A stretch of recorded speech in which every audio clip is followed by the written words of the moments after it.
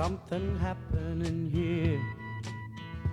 What it is ain't exactly clear.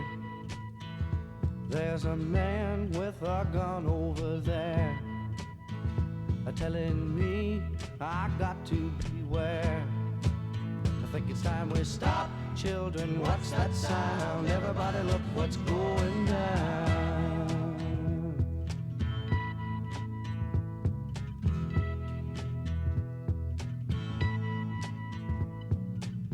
There's battle lines being drawn.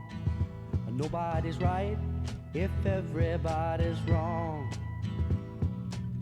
Young people speaking their minds are getting so much resistance from behind. Time we stop. Hey, what's that sound? Everybody look what's going down.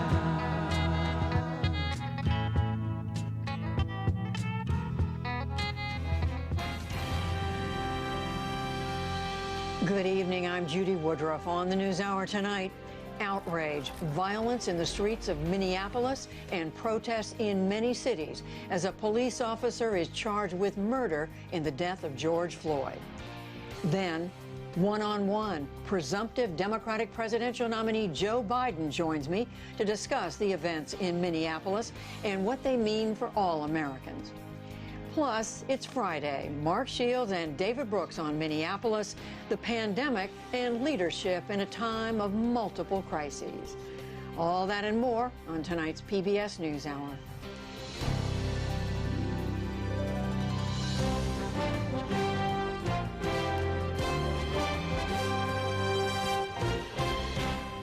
The city of Minneapolis is bracing for a possible fourth straight night of violent protests. Outrage has echoed there and around the country since the death on Monday of George Floyd at the hands of police. President Trump threatened to send in the National Guard, if necessary, to bring Minneapolis under control. The white police officer who knelt on Floyd's neck as he gasped for breath was arrested today and charged with murder and manslaughter. Yamiche Alcindor begins our coverage. A night full of nationwide protests amid a pandemic. From New York City to Columbus, Ohio, and Los Angeles. For the third straight day, throngs of people took to the streets, outraged by the death of George Floyd. On Monday, Minneapolis police arrested Floyd, who was black. While detaining him, a white police officer pinned him to the ground by his neck. Floyd could be heard saying, "I can't breathe." I can't breathe. Please, the knee in my dick. By the time an ambulance arrived, Floyd had no pulse. The 4 officers have been fired. And today, the officer who had his knee in Floyd's neck, Derek Chauvin, was arrested 4 days after Floyd's death. Last night on the streets of Minneapolis, there were chants of Floyd's dying words. Fury turned to scenes of chaos. National Guard troops were deployed to confront hundreds of protesters who flooded the streets. Some of the demonstrations turned violent. Looters smashed windows and rifled through stores. A police station was even torched after officers evacuated it during the chaos. Flames could still be seen rising above the building as a mass of people gathered in the street. Watching from Washington, President Trump took to Twitter, calling the protesters, quote, thugs. He threatened military intervention, writing, quote, when the looting starts, the shooting starts. Twitter hid the tweet, saying it violated its rules, and then added a warning saying it glorified violence. The president blasted the social media company, and the White House's official Twitter account reposted President Trump's initial words.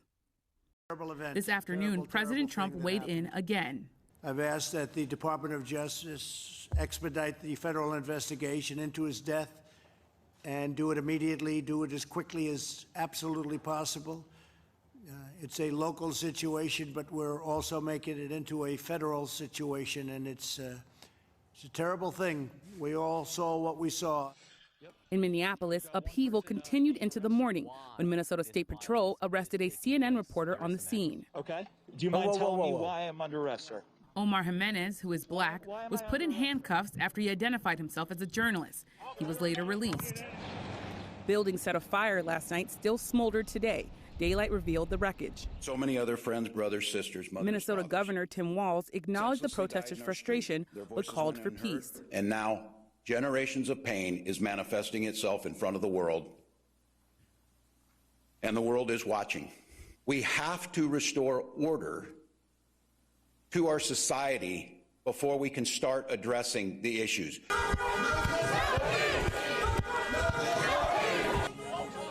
Meanwhile, last night in Louisville, Kentucky, hundreds gathered in front of City Hall to protest a separate killing of a black person by police.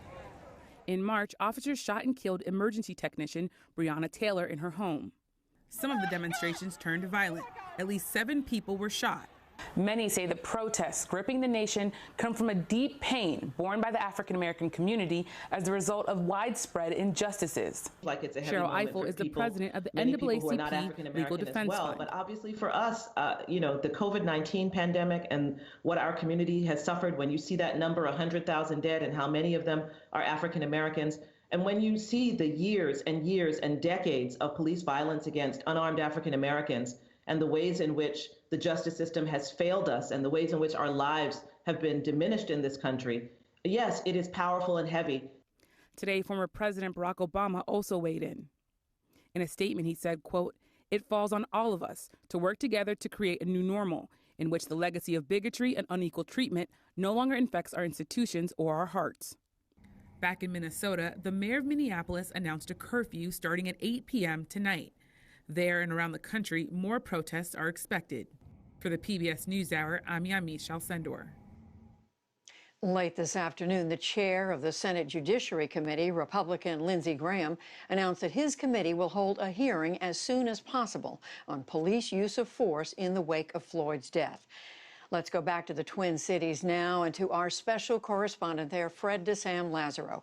Fred has called that area home for 4 decades, and today he has been out in the Midway neighborhood. It's a place where there were protests, civil disobedience, and looting last night. I spoke with him just a short time ago.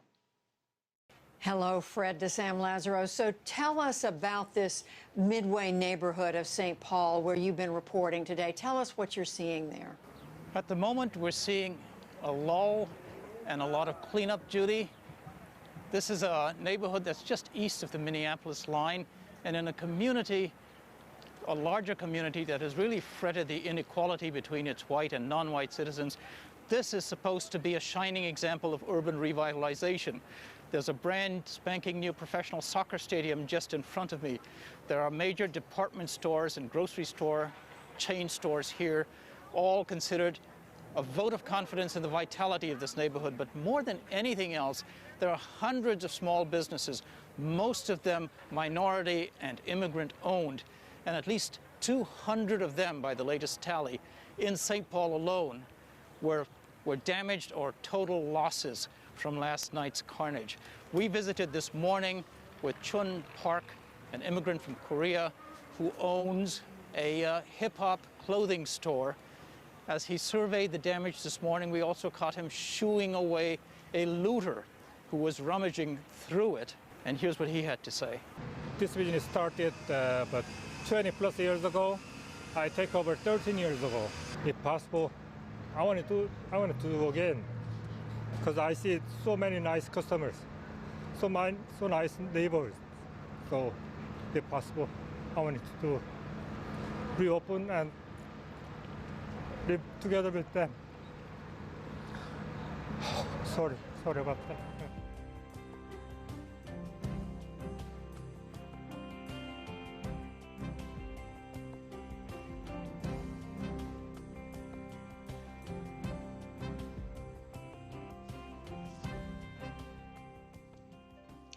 And now Amna Nawaz continues our conversation about some of the larger underlying issues surrounding all of this.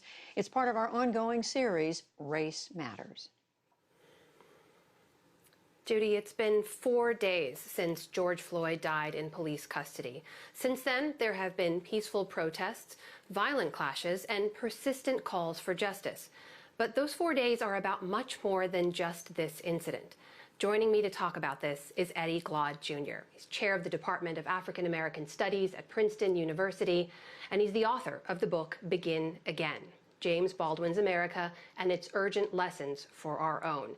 Eddie Glaude, welcome to the News Hour. And let's just start with the news of today. It's been 4 days, as I mentioned. It took video documenting a man's death and days of protests, but the officer was arrested today. What's your reaction to that? It's a great first step. It doesn't dispel the deep distrust we have seen before, officers arrested or individual citizens arrested, and the process of the judicial process taking place, and many of those same folks have been acquitted. So this is just the beginning. It could have been an easy step given what we saw on the video, but we don't want to overreach. You know, we always want to congratulate ourselves in these sorts of moments. We just need to understand this as the first, perhaps obvious step that should have been made 4 days ago. We've also seen night after night of growing tensions, of people's frustrations coming out into the streets.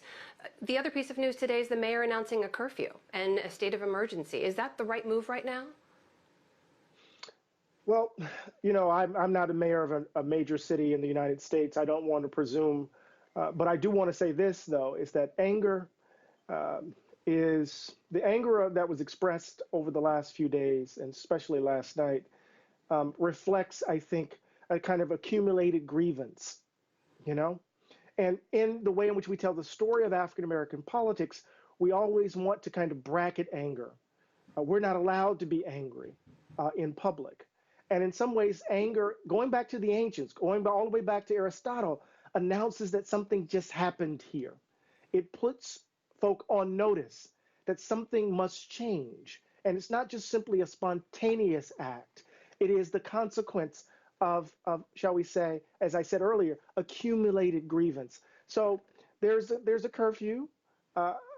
Folks will perhaps calm down, but we need to understand that anger, in this instance, rightly expressed, right, is the precondition for a general and, I think, appropriate correction of the underlying problems that define the life of Black folk in Minneapolis and in some ways across the country. And of course, none of this is happening in a vacuum. You saw many of those protesters out there wearing masks. We can't forget all of this is unfolding on top of a health crisis, a pandemic that is disproportionately killing Black Americans. You wrote about that today. I just want to read you a short quote from that. And you said, "How does one live in such a time? For those African Americans who have lost loved ones and their jobs, who find themselves in long lines at food banks, who have to deal with the ongoing stress of a virus that can strike at any moment, how do you manage the trauma of loss and the terror of seeing another Black person killed by police?" Eddie, you use the word another because we have seen video after video. What is the collective impact of that, the cumulative toll of those videos? Oh my God. I mean, for those of us who have to watch it and then we have to worry about our children and our brothers and sisters and our uncles and aunts and our friends, right? It increases the levels of stress and worry and concern. You know, when we think about every major urban uprising in this country, bracketing 1968 after the murder and assassination of Dr. King, every last one of them have been rooted since 64, going back into the 1940s, in some form of encounter with police, some form of police brutality, or some act in which the police have in some ways harmed or even murdered a Black person. So here we are in the moment in which we're dealing with a global pandemic, trying to figure out how to live under these conditions. And we still have to deal with the fact that our children, that our family members, that our friends can be murdered by the police. It makes living hard. It makes it difficult in a moment that's already difficult and hard. We come back again and again to this question of when will it change? How will it change? I was speaking earlier with a police chief in a major city who was himself a Black man, and he said the frustration for him right now is that, he said, I don't know what else we can ask people of color to do. I don't know what else we can ask Black men to say or do that hasn't already been said or done. And until the people who aren't affected are as outraged as the people who are, nothing will change. Do you agree with that? I understand it. I don't think we can wait on those who are invested in the idea of whiteness to change. If we do that, we're going to lose another generation. Those who are invested in an idea of America as a white nation in the vein of old Europe cling to those commitments. And in the interim, we keep losing people. Those of us who've learned the lessons of our history, those of us who want to imagine America differently, we have to start building a world where those kinds of beliefs have no quarter to breathe. Vice President Biden needed to say what we need to do is hold police accountable. What we need to do is decriminalize, right? A whole host of actions that force these encounters. We need to change the way police see Black men and women, right? Which is rooted in a deep cultural ethos. We need to address the fundamental underlying conditions of resource-deprived communities where people don't have a living wage, where they don't have decent education, where they don't have decent housing. All of this is rooted in this belief that America is a white nation. If we have to wait on those folk who are committed to that, America will continue to be this ugly place. So I believe in my heart of hearts that you and I and those of us who are committed to a more just America, a new America, we have to get about the business of building it. Now, COVID has changed everything, We can't go back to what was. We can't allow people to double down on their ugly commitments. We have to finally muster the courage to build a new America, or this thing will go to hell. That's a bit melodramatic, but Eddie. I hope you get the point. I do indeed, and it was very well said, and I apologize, we only have a few seconds left, but I have to ask you, because you shared in this essay that when you watched the video of George Floyd, that you wept, and you dig into the dark chapters of American history and spend your time making that truth very clear to the rest of the country and the world. What was it about this video and this moment that brought you to that moment? He cried out for his mother. She's been dead for 2 years. She's been dead. He basically told someone to tell my kids that I love them because I'm gonna die. And that man, that moral monster, kept his knee on his neck. I couldn't process it. It broke me.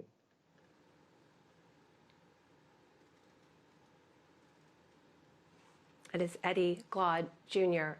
weighing in at the end of a very difficult week for not just the family and friends of George Floyd, people of Minneapolis, and for the rest of the country. Thank you so much for being with us today. Thank you.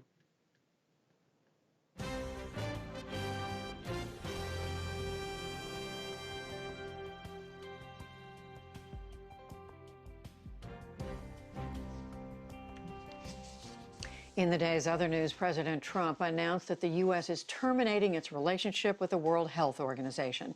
Mr. Trump has accused the group of covering up China's role in the COVID-19 pandemic. The U.S. is the largest contributor to the WHO, giving about $450 million.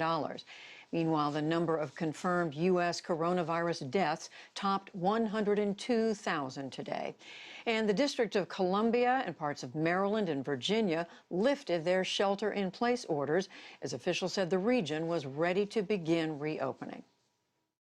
It is not a day of celebration. It's a day of being able to do some things slowly and on a limited basis that we haven't been able to do for 10 weeks. But it's not a party. And we shouldn't treat it like a party, or else we'll be back to square one. As of today, there have been nearly 6 million confirmed coronavirus cases around the world. Russia reported its highest daily rise in COVID-19 deaths, 232. Meanwhile, India recorded nearly 7,500 new infections in the last 24 hours. It has now surpassed China in the number of confirmed reported cases and deaths. And now we turn to the analysis of Shields and Brooks. That is syndicated columnist Mark Shields and New York Times columnist David Brooks. Hello to both of you. David, let's start with what Vice President Biden had to say this evening on the NewsHour in response to what's happened in Minneapolis. How do you read his message? I was disappointed in it, to be honest. I think collectively we've had one of the worst weeks of our lives. 100,000 dead, an economy still in free fall, weird conspiracy theories in the beginning of the week against Joe Scarborough, a racist incident in Central Park, murder in Minneapolis. I want to see more outrage. I want to see outrage at a president who's grown more contemptible by the day, including his tweets about what happened in Minneapolis. I want to see somebody addressing the underlying issues that lead to the inequalities in places like Minneapolis and all around the country.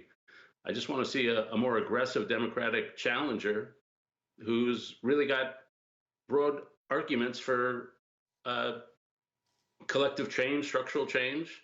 I want to see a candidate who is as angry as he ought to be honest. And I understand he's trying to be moderate and trying not to whip up flames, and that's all to the good. He wants to win over swing voters. But this has been an exhausting and a terrible week. And I want to see a leader who can reflect what we've been living through. Mark, what are you hearing? Is someone too moderate? I agree with David. It's been a terrible week, a horrible week. But Judy, this is a presidential year. It's a political decision. American voters have a rather strange quirk which repeats itself. And that is when a president disappoints them, they go looking, quite frankly, for what was missing in that president in his successor. And I think it's fair to say, as the only president in history who has never obtained a positive job rating from his fellow citizens, that Donald Trump has disappointed a lot of people. And I think what they're looking for is maturity. I think they're looking for restraint. I think they're looking for somebody who is a uniter and not a divider. I think that's what the job description that Joe Biden has to fill in 2020. What he had to say on the NewsHour tonight was thoughtful, was restrained, was mature. It was not stirring, as David was looking for. But I really think that the American people, the American voters, are looking for that maturity and that judgment in 2020. David, what about that? Yeah, it's a fair point. We want maturity. We don't want somebody who's going to go off crazy, but you can err on the other side. And I do think what this pandemic has done has exposed, as everyone keeps saying, the structural ravines in our society.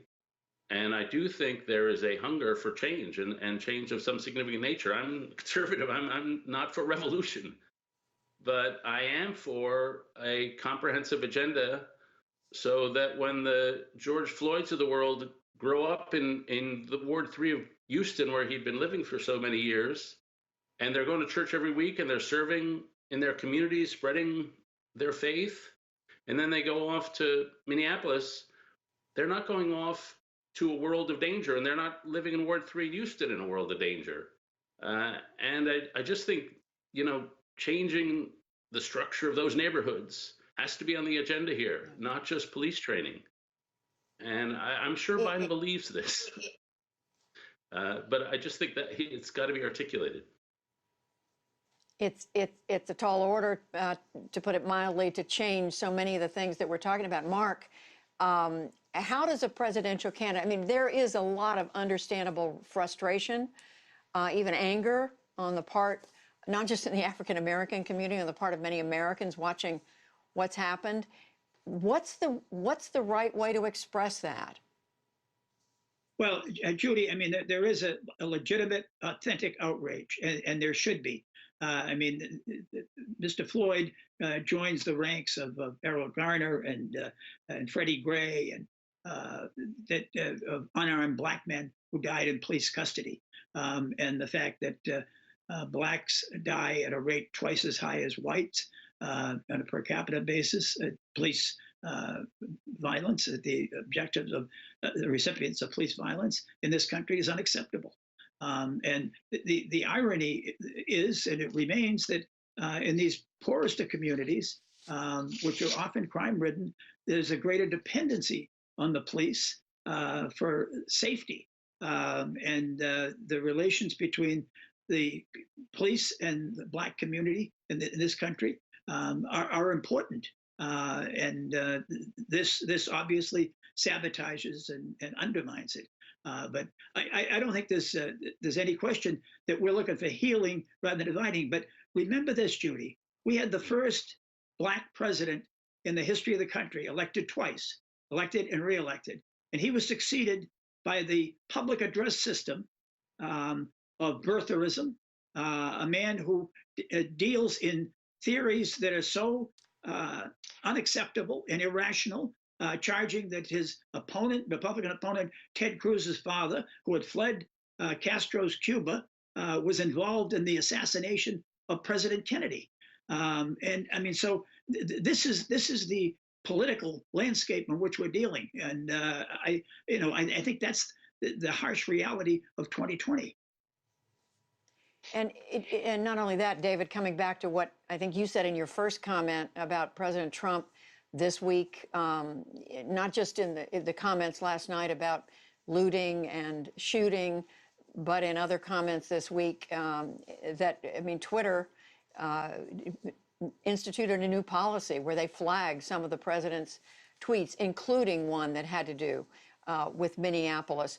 Are we sliding down a slippery slope here? I mean, can we come back from a place where we are now, where pretty much anything goes, not just in social media, but in public discourse? We're at the bottom of some big mountain in the Alps. What Trump said about looting leads to shooting, he didn't make that up. That he got from a 1968 Miami police chief who was a law and order, let's get the thugs. And that's not an innocent phrase. That is a phrase that has a long history of brutality behind it. And so he went to that phrase fully knowing what it was going to lead to. And it follows a week, I happened to be on Morning Joe on Tuesday when Mika Brzezinski read out this dignified letter from the widower of the young woman who died in Scarborough's office 19 years ago. And it was a man who was just trying to defend the dignity of his family against rumor mongering from the president. And I thought that was going to be the bottom of the week. And that was only the beginning of the week. And so what Twitter did to the tweet to mark it, but not eliminate it, to me is the right thing. I think people need to see what Donald Trump is doing, and I remain resolved that this country can be united against racism, but marking it because we should have standards. An internet platform has the ability to regulate what's on the platform, and without having liability for it, and that's what the law says. And so I think Twitter basically adopted the right policy, and the assault on Twitter, which the Trump administration seems to be trying to do, is an attempt to deny every platform's right to have standards of decency.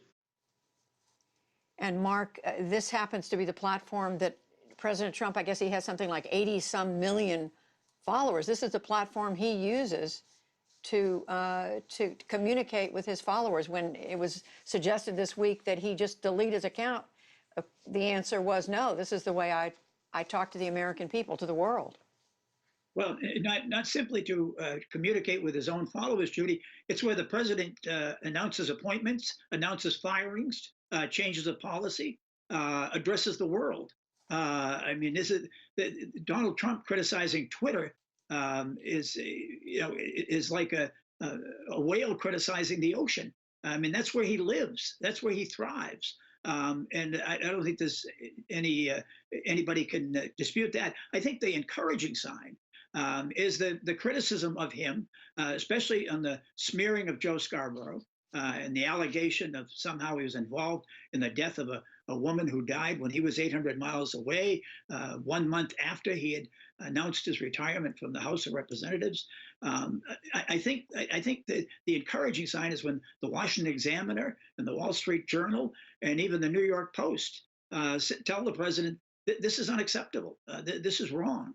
And even politically, I think you can see Liz Cheney, the number 3 Republican in the House, now twice has criticized the president, first for his attack on Maria Yovanovitch, the U.S. ambassador to Ukraine, in his tweets, and now in his tweets on Joe Scarborough, and saying this is wrong. And I can see that there is a political advantage seen by some Republicans anyway to distance themselves from Donald Trump, and for that I'm encouraged. Last thing I want to ask both of you, and that is, David, this is the week we marked 100,000 American lives lost in this pandemic, just in a matter of just a few weeks. I don't even know how to ask the question, but what is there to say at a moment like this? Well, we've had presidents who have led us through moments of national mourning, and they step out of politics and they uncloak themselves and they just become sufferers among a sea of sufferers. And that's what Barack Obama did after Sandy Hook. That's what Abraham Lincoln did after Gettysburg, George W. Bush after 9/11, Ronald Reagan after Challenger. They touched the sources of our culture. Robert Kennedy quoted Aeschylus after Martin Luther King was killed. Barack Obama sang Amazing Grace. They pick the things that unite us and they broadcast it back to us. And it allows us to have the presence of a comforter, a presence of a leader. And the fact that Donald Trump didn't even have an Oval Office address, to me, remains mind-boggling. And so we're a country that has to walk through this hailstorm of Twitter at a time when we feel vulnerable because of what's happening all around us. And it's just an awful moment. I hate to be such a downer on a Friday evening, but this has been a bad week. I'm sorry. And I hate to be bringing it up at the end of this week, but Mark, in about 20 seconds, how do you pull it together? Well, Judy, I mean, this is a unique experience for America because those who are dying alone without the comfort of their family. Their families are deprived of the comforts of the rituals of wakes and funerals and memorial services and the company of friends and survivors who come to comfort them.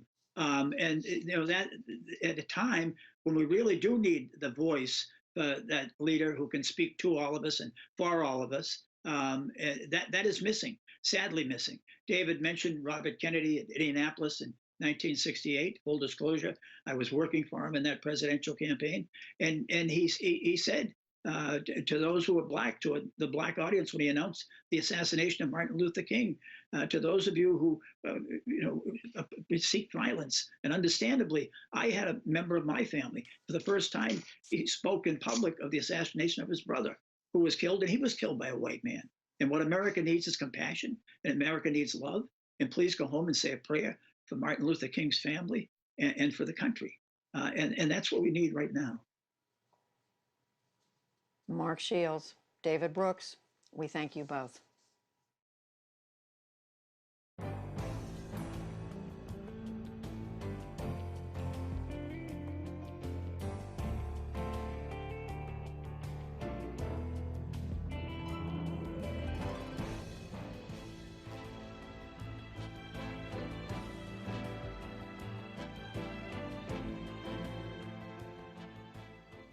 Finally, our Now Read This book club pick for May was The Street, a novel written in the 1940s by Ann Petrie, telling of a life of hardship for a young black woman in Harlem.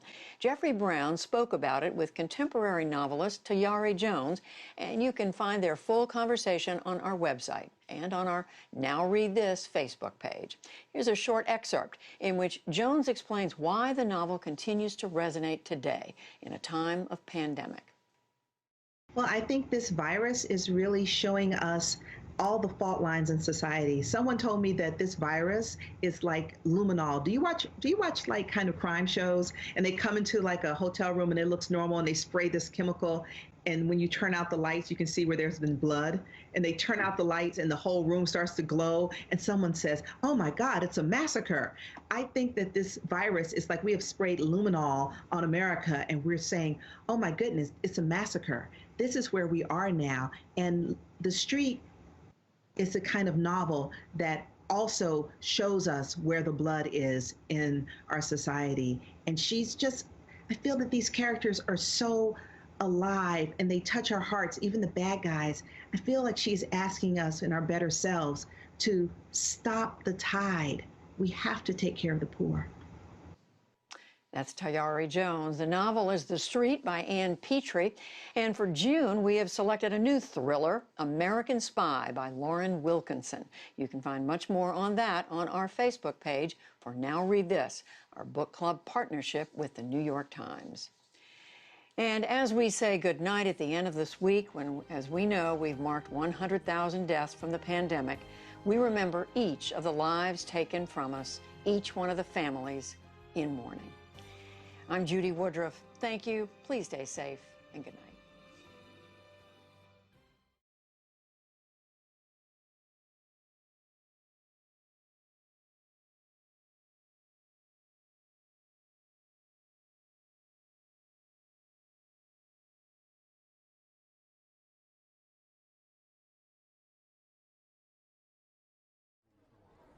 I understand y'all upset, but like it was already said, I doubt y'all half as upset as I am. So if I'm not over here wilding out, if I'm not over here blowing up stuff, if I'm not over here messing up my community, then what are y'all doing? What are y'all doing? Y'all doing nothing, because that's not going to bring my brother back at all.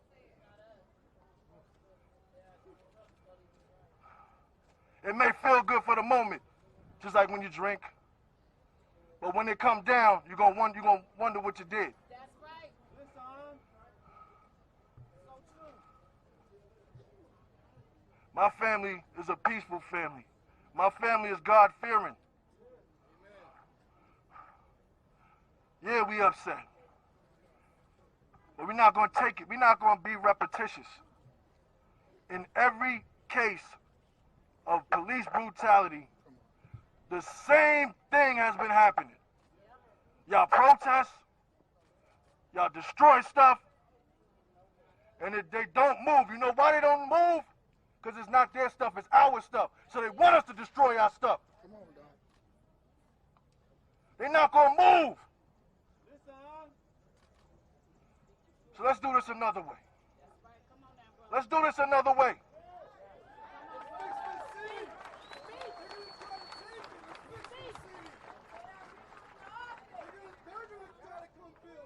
Y'all right. Let's do this another way. Let's stop thinking that our voice don't matter and vote. Not just vote for the president, vote for the preliminaries, vote for everybody.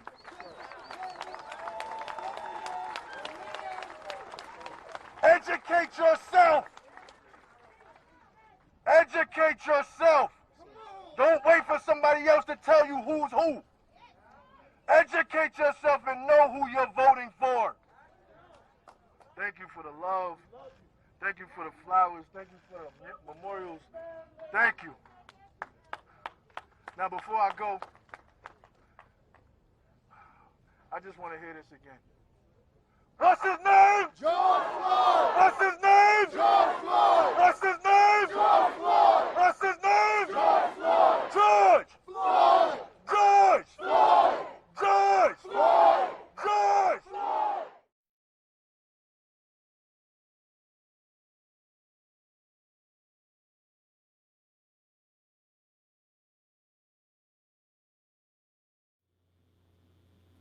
I'm a young black man doing all that I can to stand. Oh, but when I look around and I see what's being done to my kind, every day I'm being hunted as prey. My people don't want no trouble. We've had enough struggle. I just wanna live. God protect me. I just wanna live. I just wanna live.